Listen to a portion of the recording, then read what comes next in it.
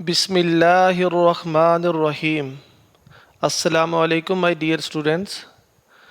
My name is Tahseen Anwar, lecturer chemistry. आज जो हमारा टॉपिक ऑफ डिस्कशन है फिज़िकल केमिस्ट्री का टॉपिक है, वेरी इंपॉर्टेंट टॉपिक है, थ्योरी ऑफ मेटालिक कंडक्शन।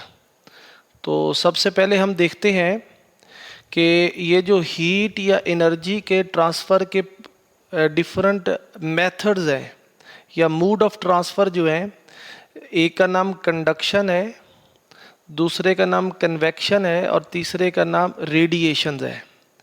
तो एग्जाम्पल के ज़रिए हम समझते हैं कंडक्शन जो है, इसके अंदर इस एग्जाम्पल के अंदर हीट का जो ट्रांसफ़र हो रहा है कि वो हीट एक पार्ट से दूसरे पार्ट के थ्रू जो ट्रांसफ़र हो रही है। तो यहाँ पर मालिक्यूल की या एटम्स की वाइब्रेशन या इलेक्ट्रॉन की वाइब्रेशन हो रही है। तो वाइब्रेशन के ज़रिए से जो हीट या एनर्जी है वो ट्रांसफ़र हो रही है। दूसरा प्रोसेस यहाँ पर है कि कन्वेक्शन है। कन्वेक्शन के अंदर जो यहाँ पर देखें वाटर की एग्जांपल दी गई है और जो हीट डायरेक्टली जो है वो नीचे वाले पानी को गर्म कर रही है। तो हम देखते हैं पानी का ऊपर वाला हिस्सा भी गर्म हो जाता है। तो सवाल यहाँ पर ये पैदा होता है कि पानी तो आग तो नीचे वाले हिस्से को गर्म कर रही है, तो ऊपर जो टेम्परेचर है ये हीट किस तरह आई है।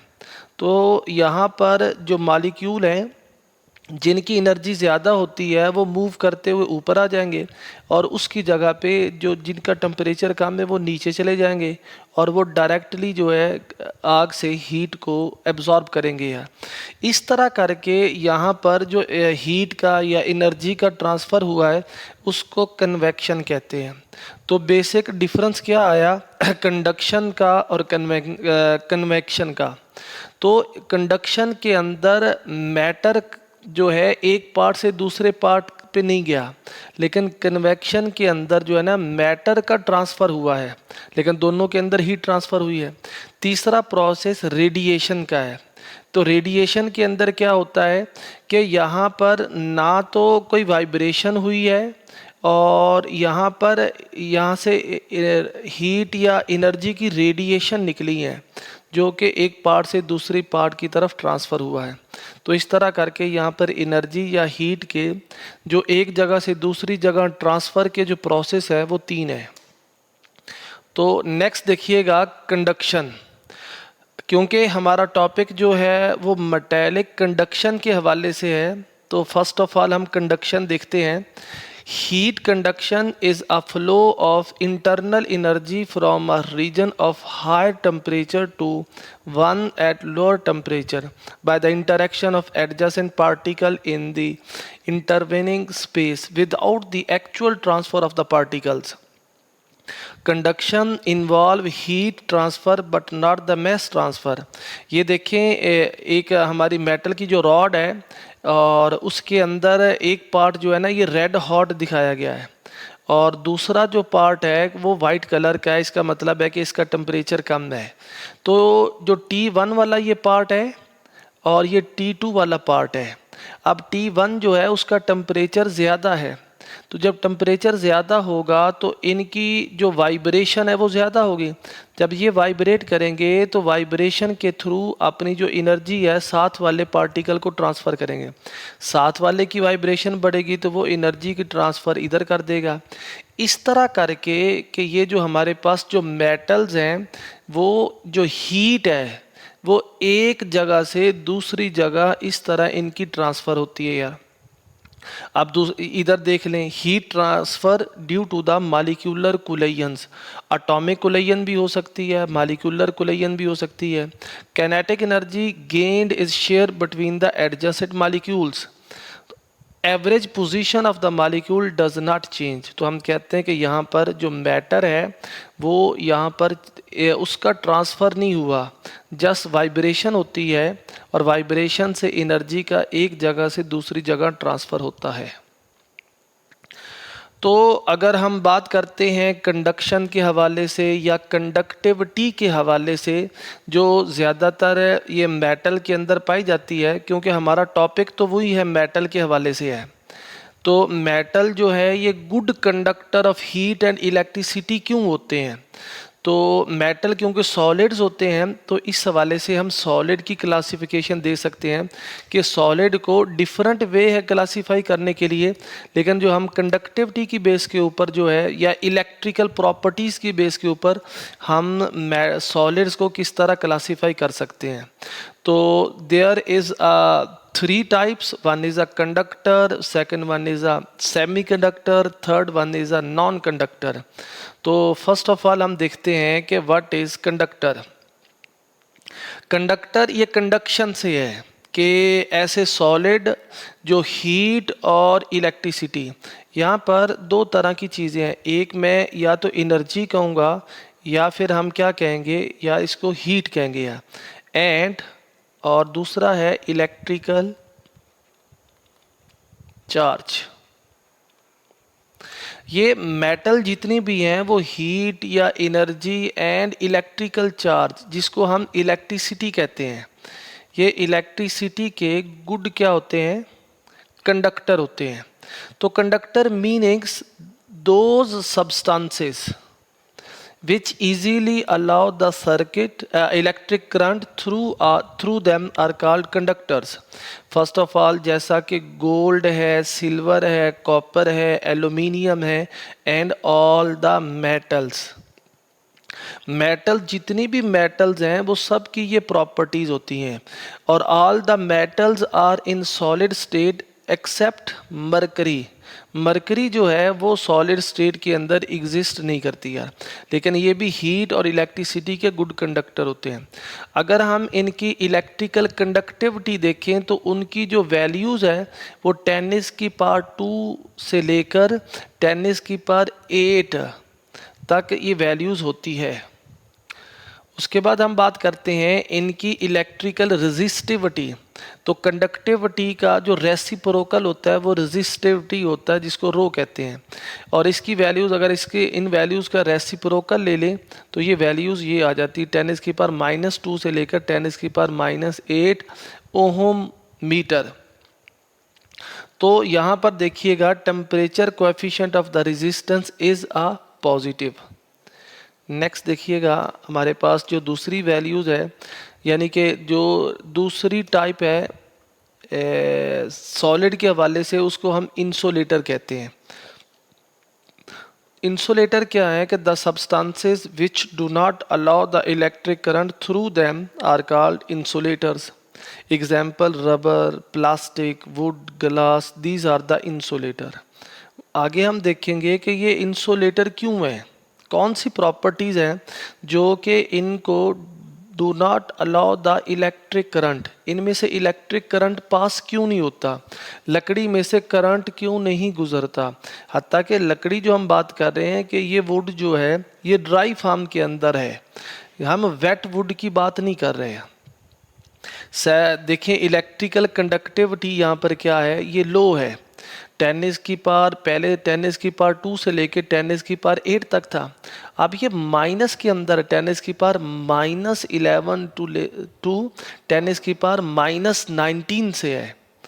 और यहाँ पर electrical resistivity is very high, 10⁻11 से लेके 10⁻19 तक है। यहाँ पर जो टेम्परेचर कोएफिशिएंट है वो क्या हमारे पास है, temperature coefficient of the resistance is a negative.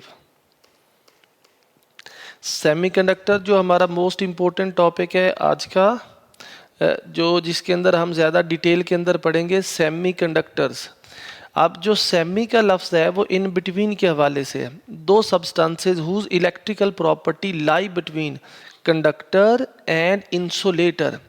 जो दो सब्सटेंसेस कंडक्टर और इंसुलेटर के दरमियान जिनकी प्रॉपर्टीज़ होती हैं उनको कहते हैं सेमी कंडक्टर्स। एग्जाम्पल में देखिएगा, ये जर्मेनियम एक एलिमेंट है और उसका जो एटॉमिक नंबर है वो 32 है। इसी तरह सिलिकॉन है जिसका एटॉमिक नंबर 14 है। तो these are elements that belong to the semiconductors. Properties देखिएगा, electrical conductivity is higher than the insulator but lower than the conductor. तो ये जो इलेक्ट्रिकल कंडक्टिविटी है कंडक्टर की सबसे ज़्यादा है, उसके बाद इन सेमीकंडक्टर की है और उसके बाद इंसुलेटर की है। अगर हम पीरियोडिक टेबल के हवाले से बात करते हैं तो पीरियोडिक टेबल में जो सेमीकंडक्टर है वो कहाँ पर लाई करते हैं, तो ये इसका कलर यहाँ पर येलो कलर दिखाया गया है। और ये पीरियोडिक टेबल के अंदर ये जो थर्ड ए ग्रुप है उसका पहला मेंबर जिसे बोरॉन कहते हैं, उसके बाद silicon, germanium, arsenic, antimony, tellurium और एस्टाटीन, ये वो एलिमेंट्स हैं जो क्या कहलाते हैं, दीज आर द सेमीकंडक्टर्स। बाकी अगर पीरियोडिक टेबल को देखें तो आप जो एस ब्लॉक एलिमेंट है हाइड्रोजन के अलावा बाकी सारे एलिमेंट्स क्या हैं, दीज आर द मेटल्स। अगर हम डी ब्लॉक एलिमेंट्स की बात करें तो ये सारे के सारे क्या हैं, दीज आर द मेटल्स। अगर हम एफ ब्लॉक की बात करें तो ये सब के सब क्या हैं, दीज आर द मेटल्स। यहाँ पर अगर हम पी ब्लॉक की बात करें जो कि इस जो रीजन है, इस रीजन के जो ऊपर वाले एलिमेंट जितने भी हैं ये सारे के सारे क्या हैं, these are the non metals. तो अगर हम पीरियोडिक टेबल के हवाले से बात करें, पीरियोडिक टेबल के जो एलिमेंट्स हैं जनरली हम उनको या तो मेटल्स कहते हैं और या फिर हम उनको नॉन मेटल्स कहते हैं या फिर हम उनको मेटलॉयड कहते हैं। अब जो मेटलॉयड है उसका दूसरा नाम क्या है, दीज आर द सेमीकंडक्टर्स। ये हम पीरियोडिक टेबल में एलिमेंट्स की बात कर रहे हैं। सेमीकंडक्टर के अंदर सब्सटेंसेस भी आ सकती हैं, लेकिन पीरियोडिक टेबल में सब्सटेंसेस नहीं पाई जाती बल्कि एलिमेंट पाए जाते हैं।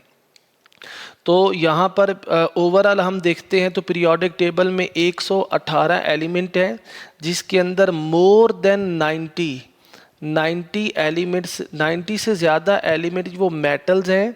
और मेटलाइड की तादाद यहाँ पर देख लें 2, 2, 4, 5, 6 और 7, मेटलाइड तकरीबन 7 पाए जाते हैं।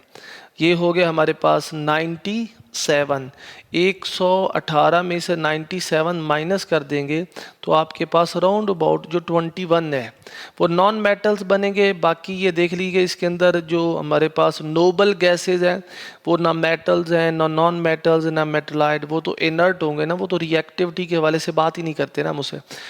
तो यहाँ पर मेटल्स जनरली वो क्या होते हैं, ये हीट के और इलेक्ट्रिसिटी के गुड कंडक्टर होते हैं। नॉन मेटल्स ये हीट और इलेक्ट्रिसिटी के गुड कंडक्टर नहीं होते जनरली, इसमें ग्रेफाइट वो कंडक्टर हो सकता है। और मेटलाइड होता है, इनकी जो कंडक्टिविटी है वो इन बिटवीन मेटल्स और नॉन मेटल्स। नेक्स्ट देखिएगा हमारे पास जो सेमीकंडक्टर की क्लासिफिकेशन है, वेरी इंपॉर्टेंट क्लासिफिकेशन है। इसको बेटा आप एज सच याद कर लेंगे। हम देखते हैं फर्स्ट ऑफ ऑल अगर हम सेमीकंडक्टर की बात करें, अगर यहाँ पर एलिमेंटल सेमीकंडक्टर और कंपाउंड सेमीकंडक्टर, यानी ओवरऑल इन दोनों को सब्सटेंस कहते हैं। सब्सटेंस की दो तरह की टाइप्स होती हैं, एलिमेंट्स और कंपाउंड। तो एलिमेंट के अंदर सिलिकॉन और जर्मेनियम एग्जाम्पल है। और उसके बाद हम बात करते हैं जो हमारे पास इनऑर्गेनिक के अंदर देखते हैं, इनऑर्गेनिक कैडमियम सल्फाइड है। और इसी तरह ऑर्गेनिक के अंदर देखते हैं तो एंथ्रासीन है। और अगर हम ऑर्गेनिक पॉलीमर्स की बात करते हैं तो पॉलीपाइरोल है। तो एक एक एग्जाम्पल एनफ है। तो यानी कि ये इनऑर्गेनिक सब कंपाउंड, ऑर्गेनिक कंपाउंड और ऑर्गेनिक पॉलीमर्स। तो इनऑर्गेनिक कंपाउंड जनरली वो कंपाउंड होते हैं जिनके अंदर कार्बन प्रेजेंट नहीं होती, उसको इनऑर्गेनिक कहते हैं। जैसे यहाँ पे कैडमियम आया और सल्फर आया, इसी तरह यहाँ पर गैलियम आया और यहाँ पर आर्सेनिक आया, तो इनके अंदर कार्बन एग्जिस्ट नहीं करती यार। तो ये कैडमियम है, CD इकट्ठा है, आप ऐसा नहीं कहेंगे कि यहाँ पर C आ रहा है तो कार्बन है। तो ये कैडमियम का सिंबल है, कैडमियम सल्फाइड है। अच्छा, इसी तरह एंथ्रासीन ये ऑर्गेनिक है। क्यों? एंथ्रासीन के अंदर ये 3 बेंजीन रिंग जो है ना वो एक लाइन के अंदर आपस में मिली होती हैं। तो बेंजीन रिंग के अंदर क्योंकि कार्बन पाई जाती है, इस वाले से ये ऑर्गेनिक कंपाउंड है। और ऑर्गेनिक पॉलीमर जो होते हैं ना, पॉलीमर का मतलब होता है कि जब स्मॉल मॉलिक्यूल आपस में कंबाइन करते हैं तो लार्ज साइज का मॉलिक्यूल बनता है, तो उसको कहते हैं पोली। पोली का मतलब मैनी। अब पाइरोल जो है, ये मॉलिक्यूल आपस में मिलते हैं तो उससे ऑर्गेनिक पॉलीमर बनते हैं। और उनकी नेचर क्या है कि these compounds are called semiconductors. तो ये बेटा देखिएगा, ये एक हमारे पास चार्ट है जो सबसे ज़्यादा इम्पोर्टेंट है। ये बताता है कंडक्टिविटी का टेम्परेचर के साथ क्या रिलेशनशिप है, और जो हमने सब्सटेंसेस पढ़ी हैं। आप देखें, इधर हम ये वाई एक्सिस है और ये एक्स एक्सिस है।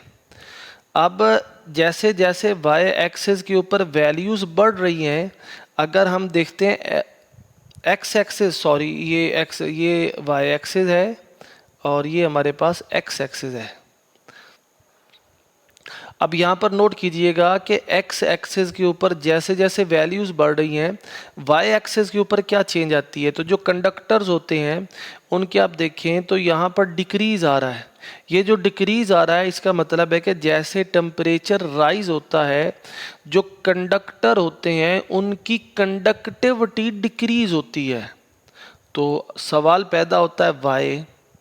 इसी तरह सेमीकंडक्टर देखते हैं तो टेम्परेचर के बढ़ने से इनकी कंडक्टिविटी बढ़ रही है, और इसी तरह इंसुलेटर जो है उसकी भी कंडक्टिविटी टेम्परेचर के ज़्यादा करने से ज़्यादा हो रही है। तो कंडक्टर के केस के अंदर ये और सीन है, सेमीकंडक्टर और इंसुलेटर के केस के अंदर सीन और है। तो ये कंडक्टिविटी के हवाले से वेरी इंपॉर्टेंट है। अब आगे बेटा देखिएगा कि जो हमारा क्वेश्चन पैदा होता है यहाँ पर कि metals are the good conductor of heat and electricity, why. और इसी तरह जो अगर हम बात करते हैं कि टेम्परेचर के राइज करने से मेटल्स की कंडक्टिविटी डिक्रीज क्यों होती हैं, तो यहाँ पर डिफरेंट थ्योरीज हैं जो कि ये एक्सप्लेन करती हैं। तो सबसे पहले एक बेटा क्लासिकल थ्योरी है और एक मॉडर्न थ्योरी है जिसे क्वांटम बेस्ड कहते हैं, और ये वेरी इंपॉर्टेंट बेटा थ्योरीज हैं। आगे बेटा इनकी डिटेल आ रही है। सबसे पहले जो थ्योरीज का नाम है उसको कहते हैं इलेक्ट्रॉन गैस थ्योरी, या फिर इसको इलेक्ट्रॉन हम कहते हैं कि ये पूल थ्योरी भी है। गैस यहाँ पे देखिए, according to electron sea model, this electron sea is what holds the positive charge metal ions together, providing the basis for metallic bonding। और दूसरी जो थ्योरीज है, first of all theories electron gas theory या electron पोल theory, और second one theory का नाम है band theory. Band theory explain how atomic orbitals combine to form the bands of allowed energy level, which are crucial for understanding metallic bonding and properties like conductivity। तो अब first of all हम देखते हैं कि what is electron gas theory और electron pool theory. तो इसके अंदर देखिएगा, यहाँ पर ये जो हमारे पास इन डायग्राम बनी हुई है, इसके अंदर ये जो एटम्स हैं ये मेटल के एटम्स हैं, और इनका जो वैलेंस शेल का इलेक्ट्रॉन है अगर हम कंसीडर कर लें, ये लिथियम है। ये लिथियम की बैटरी आपने सुनी होगी, जो बहुत इम्पोर्टेंट एक इनोवेशन आई है। तो ये लिथियम आयन बैटरी जो है, हम लिथियम एग्जाम्पल लेते हैं कि किस तरह एक लिथियम जो है मेटल के तौर पे काम करती है। तो यहाँ पर फर्स्ट ऑफ ऑल देखते हैं कि ये लिथियम का एटम है। अब उसके वैलेंस शेल का ये इलेक्ट्रॉन है, तो ये लूजली हेल्ड है। जब ये लूजली हेल्ड होगा तो ये वाला इलेक्ट्रॉन यहाँ से मूव करेगा इधर को, या और इधर वाला इलेक्ट्रॉन इधर को मूव कर सकता है। जब ये वाला इलेक्ट्रॉन इधर को मूव करेगा तो यहाँ पर देखिए, तो यहाँ पर भी लिथियम का एक एटम है और वो अपना वैलेंस शेल का इलेक्ट्रॉन लूज करेगा तो लिथियम का यहाँ पर आयन बन जाएगा। और यहाँ पर जो ये इलेक्ट्रॉन मुकम्मल तौर पे ये लूज़ नहीं करते हैं, इनके साथ इनका एक इंटरेक्शन होता है जिसको हम मेटेलिक बॉन्ड कहते हैं। और यहाँ पर देखिएगा कि अगर हम बात करते हैं कि metal crystal loses valence shell electrons. अब valence shell electrons, these valence shell electron form sea or a gas. यहाँ पर जिस तरह गैस के मालिक्यूल जो है वो रैंडमली मूव करते हैं, तो ये जो हमारे पास फ्री इलेक्ट्रॉन है ये भी रैंडमली मूव करते हैं। इस वजह से हम इसको ये गैस का वर्ड इस्तेमाल कर रहे हैं। गैस मीन जिस तरह गैस के मॉलिक्यूल्स रैंडमली मूव करते रहते हैं, कोलाइड करते रहते हैं, इसी तरह एक मेटल के अंदर जो फ्री इलेक्ट्रॉन्स हैं वो भी रैंडमली मूव करते रहते हैं। Positive metal ions held together with definite position at measurable distance.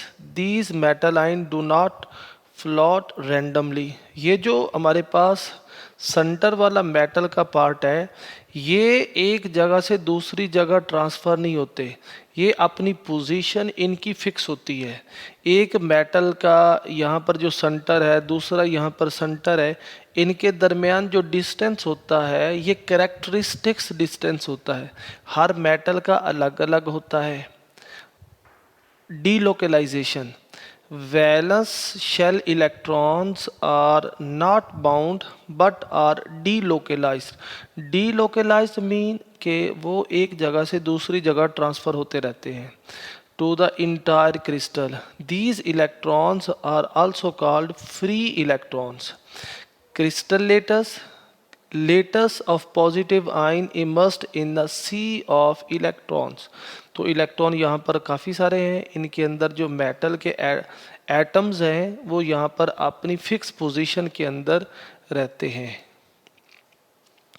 तो अब ये पिक्टोरियल डायग्राम है, वेरी इंपॉर्टेंट है। फर्स्ट ऑफ ऑल देखिएगा कि हमारे पास स्टेप 1 के अंदर देखते हैं फॉर्मेशन ऑफ द इलेक्ट्रॉन सी किस तरह बनता है। तो यहाँ पर मेटल के जो एटम्स हैं वो अपने वैलेंस शेल का इलेक्ट्रॉन क्या करते हैं, लूज़ करते हैं। तो लूज़ करने से ये जो हमारे पास इलेक्ट्रॉन्स है ये फ्रीली यहाँ पर क्रिएट होते हैं, ठीक है। अब ये जो इलेक्ट्रॉन्स हैं ये वाले इलेक्ट्रॉन्स हैं, तो ये इनको डीलोकलाइज इलेक्ट्रॉन कहते हैं। सेकंड स्टेप के अंदर आप देख सकते हैं कि यहाँ पर ये जो फ्री इलेक्ट्रॉन्स होते हैं ये इनकी मूवमेंट होती है थ्रू अ लेटस। ये जो हमारे पास मेटल के एटम्स होते हैं उनकी पोजीशन तो फिक्स होती है, वो तो मूव नहीं करते। मोशन जो हो रही है वो यहाँ पर जो वैलेंस शेल इलेक्ट्रॉन है उनकी मोशन हो रही है, वो एक जगह से दूसरी जगह ट्रांसफ़र होते हैं। अब सवाल यहाँ पर ये पैदा होता है कि जो हमारे पास टेम्परेचर और रेजिस्टेंस है उसका क्या रिलेशनशिप है। जैसे हम टेम्परेचर को राइज करते हैं तो मेटल की रेजिस्टेंस जो है वो बढ़ जाती है, कंडक्टिविटी कम हो जाती है।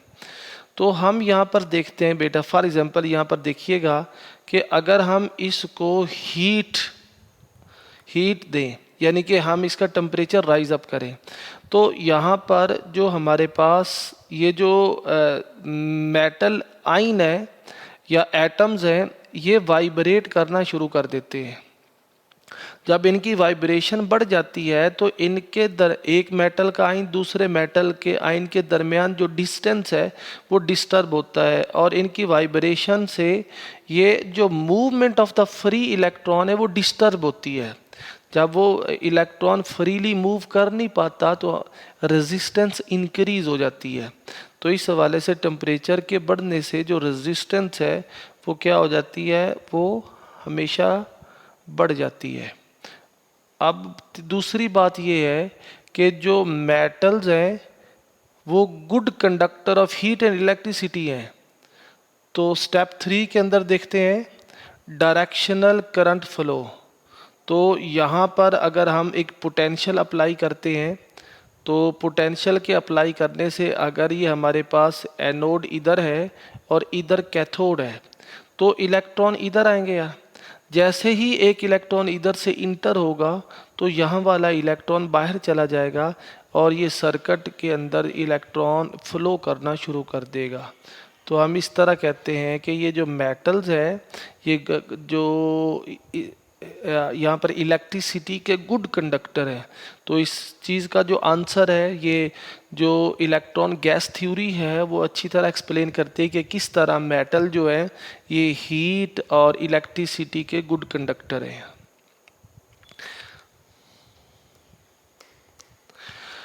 अब सेकंड वन जो यहाँ पर क्वेश्चन राइज अप होता है, जो सेमीकंडक्टर होते हैं टेम्परेचर के ज़्यादा करने से वो उनकी जो कंडक्टिविटी है वो कैसे चेंज होती है।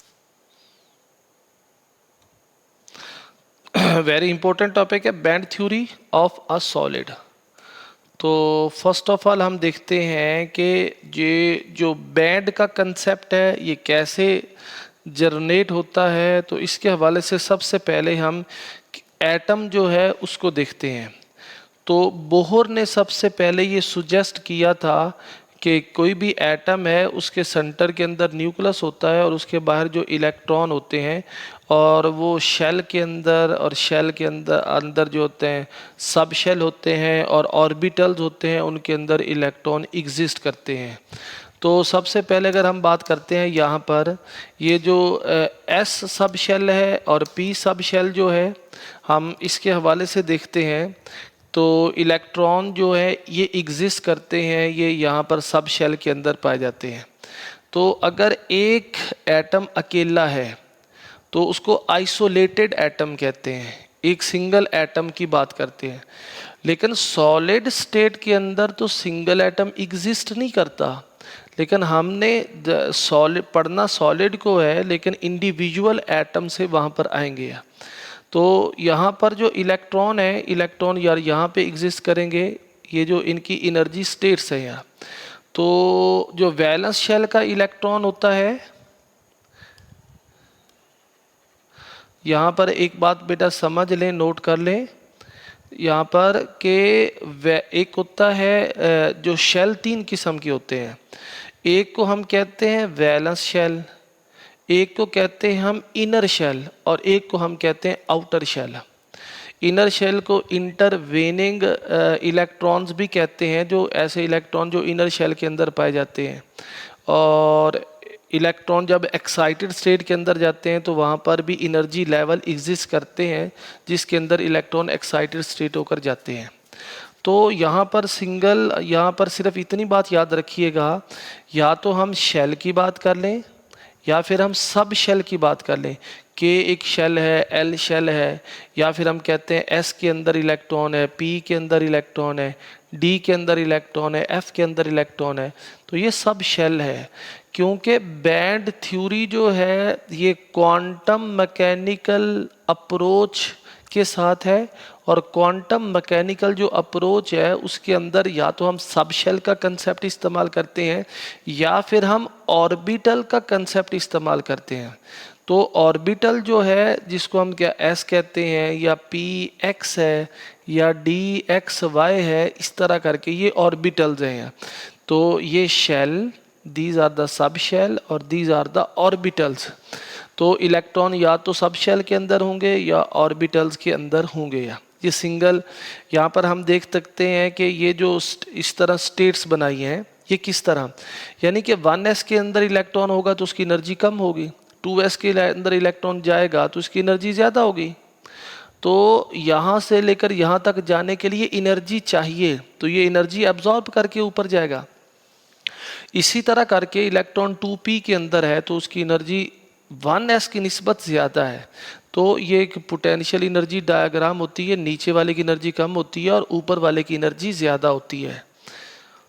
तो फर्स्ट ऑफ ऑल देखिएगा कि हम देखते हैं कि an isolated atom has a fixed energy level like a shell 1s 2s 2p etcetera. Electrons stay in these discrete energy levels. तो नेक्स्ट देखिएगा कि when many atoms come close, जब बहुत सारे एटम आपस में करीब आते हैं उससे क्या होती है, सॉलिड फॉर्मेशन होती है। अब अगर हम बात करते हैं एटॉमिक लेवल पे तो किस तरह चेंज आती है, तो ये सबसे मोस्ट इम्पोर्टेंट चीज़ है, इसको आप अंडरस्टैंड कीजिएगा। यहाँ पर बेटा एक स्क्रीन आई हमारे पास। तो सबसे पहले अगर हम एग्जाम्पल देखते हैं कि एग्जाम्पल के थ्रू इसको समझ लेते हैं कि हम बात करते हैं लिथियम सॉलिड की। तो ये लिथियम का सिंगल एटम है। अगर हम इसकी इलेक्ट्रॉनिक कन्फिग्रेशन देखेंगे तो वैलेंस शेल जो है यानी 1s2 और 2s1 के अंदर एक इलेक्ट्रॉन आता है। तो ये सिंगल एटम है, हम वैलेंस शेल की इलेक्ट्रॉन बात करें। और इसका जो यानी हम इसकी बात 1s2 है, ये इनर शेल है, ये वैलेंस शेल है और ये एम्प्टी शेल है। वैलेंस शेल का वो है जो जहाँ पर कोई इलेक्ट्रॉन नहीं पाया जाता, ये एम्प्टी है और ये आउटर शेल कहलाता है। और उसके बाद यहाँ पर आ जाता है हमारे पास ये 3s भी एग्जिस्ट करता है इसके अंदर।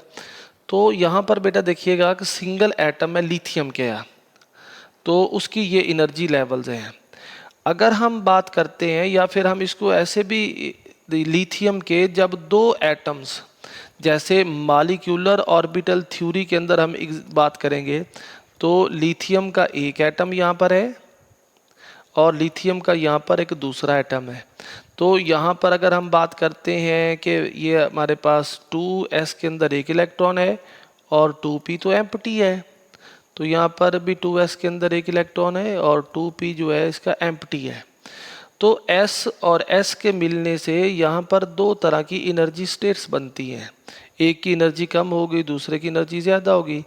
इसी तरह p जो खाली है ये दो एटॉमिक ऑर्बिटल्स हैं और इनको एटॉमिक ऑर्बिटल, क्योंकि atomic orbital relate to the single atom, और यहाँ पर जो बन रहे हैं इनको मॉलिक्यूलर ऑर्बिटल कहते हैं क्योंकि इनका ताल्लुक तो मॉलिक्यूल के साथ है यार।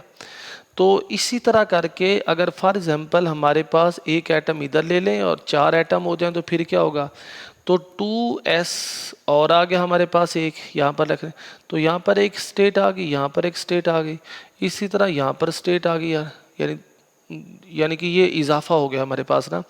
इसी तरह लिथियम का एटम एक और आ जाए और लिथियम का एटम इधर भी एक आ जाए तो यहाँ पर फिर हमारे पास क्या है कि ये एनर्जी स्टेट्स यहाँ पर बनती जाती हैं।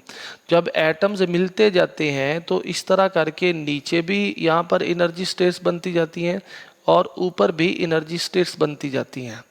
तो क्योंकि ये जो हमारे पास क्लोजली स्पेस्ड एनर्जी लेवल्स हैं, यहाँ पर भी जितने एनर्जी लेवल्स हैं ये क्लोजली स्पेस्ड एनर्जी लेवल हैं। ओवरऑल हम इसको एक बैंड कहते हैं। बैंड का मतलब यहाँ पर हम कहते हैं closely spaced energy levels. Band के अंदर बहुत सारे एनर्जी लेवल्स होते हैं जो कि सॉलिड स्टेट के साथ कंसर्न करते हैं, उससे बिलोंग करते हैं। और यहाँ पर अकेला अकेला एटम है और ये मिलकर एक सॉलिड स्टेट बनती है। अब यहाँ पर ये जो हमारे पास बैंड बना है इसको हम कहते हैं कि ये हमारे पास ये वैलेंस बैंड है। क्यों कि ये वैलेंस शेल जो है ना, वैलेंस ऑर्बिटल जो है उनके आपस में एटॉमिक ऑर्बिटल के मिलने से बनता है। अब इसके ऊपर जो बैंड होता है, ये जो क्लोजली स्पेस्ड एनर्जी लेवल्स होते हैं इनको क्या कहते हैं, कंडक्शन बैंड कहते हैं यार। तो दो तरह के बैंड यहाँ पर बनते हैं, एक को हम वैलेंस बैंड कहते हैं और दूसरे को हम कंडक्शन बैंड कहते हैं। तो यहाँ पर देखिए नेक्स्ट बेटा देखें, ये when many atoms come close solid formation, in a solid atoms are packed very close.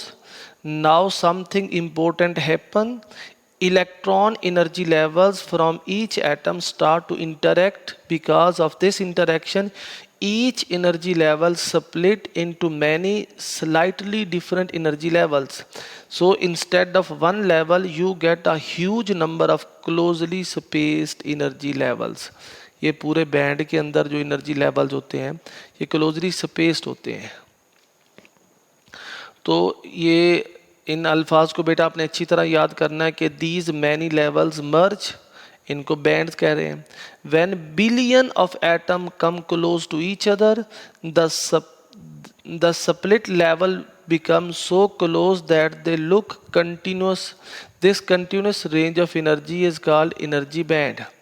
Formation of valence band. The outermost fill energy level of the atom, usually valence electron, combine these merge level from the valence band. It is usually the highest band that is filled with the electron at low energy. तो यहाँ पर बेटा देखिएगा ये single atom है और इसके different energy levels हैं और ये इलेक्ट्रॉन वोल्ट के हवाले से एनर्जी यहाँ पर लिखी गई है।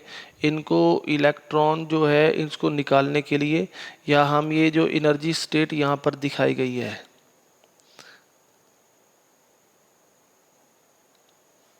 ये हमारे पास जो एनर्जी स्टेट है, तो आप इसको भी मेमोराइज कर सकते हैं।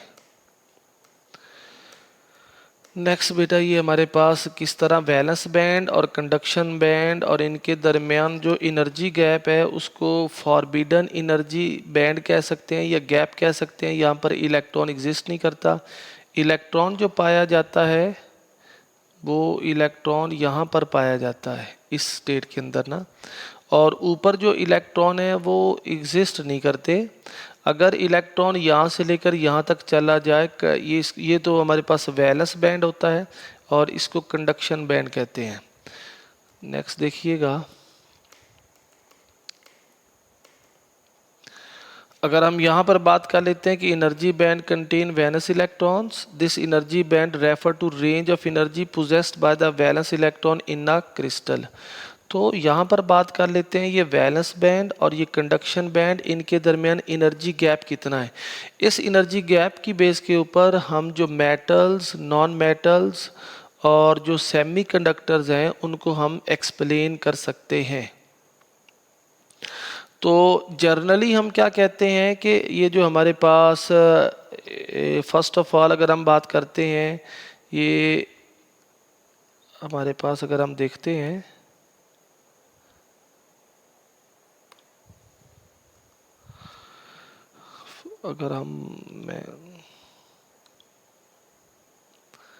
ये हमारे पास इंसुलेटर है, सेकंड वन सेमीकंडक्टर है और लास्ट वन पे क्या है, कंडक्टर है।